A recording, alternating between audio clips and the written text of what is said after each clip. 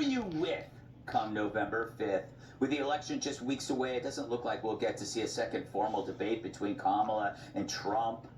So we called both candidates on our own, and they agreed to debate here tonight. Please welcome former President Donald Trump and Vice President Kamala Harris. So, Vice President Harris, I go to you first. You've been doing a media blitz this week. Do you think it's helped you with voters? Look, Greg, I'm going to be clear. All right? I want to be clear. I grew up in a middle-class family. All right? And our lawn, it was so green. And I know that, that's what the Americans really resonate with. Now, look at the week that I had. Right, hurricanes come and go, but call her daddy? Howard Stern? He let me sit on a speaker.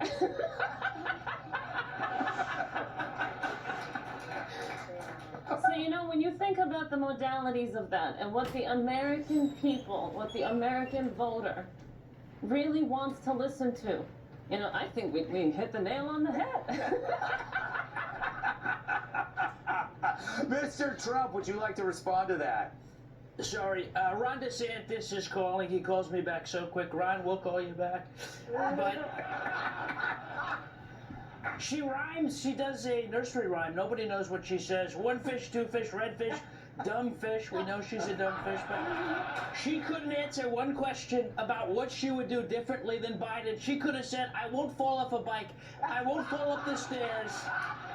She could have said, I won't die as president. What a layup. I won't die. He could be the first president to be assassinated by time. She'll be the first president to be assassinated by stupidity. Think of that. All right. Next question to you, Mr. Trump. What's something you would do on day one if elected again? So I would not have men in women's sports. Could you believe we're even talking about it? The only balls on the court should be for dribbling, right? For dribbling. And I will end the racist, think of it, Greg, the racist DEI, right? The DEI, because think of it, she was the first DEI hire, the first autistic hyena in the Oval Office, and we're going to put it into it. We're going to put it into it. Vice President Harris, do you want to respond to that? Let me tell you something, and I want to be clear, in case I haven't been clear in the past, all right? On day one, my administration is going to ensure free food for everyone. On day one, clean drinking water. On day one, free housing for up to 5 years. Ladies and gentlemen, on day one, everything that you can possibly imagine and you need goes to all illegal migrants. Now, as for the American citizens, well, they get abortion as promised. All right. Go back to you, Vice President Harris. You flip-flopped on a lot of issues. How can voters be sure you won't keep doing that if you're elected? Look, again, I come from a middle-class family. Right? My values have never changed on that. Right? I've talked about my grass being green for quite some time now. All right, and as a former, prosecutor and former state attorney general and, Willie Brown's ex, shout out to my brothers and sisters, right?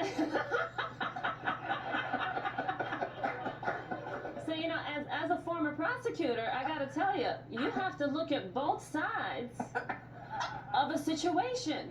Any good lawyer will tell you that. Trump, if you can hear me, get a better lawyer.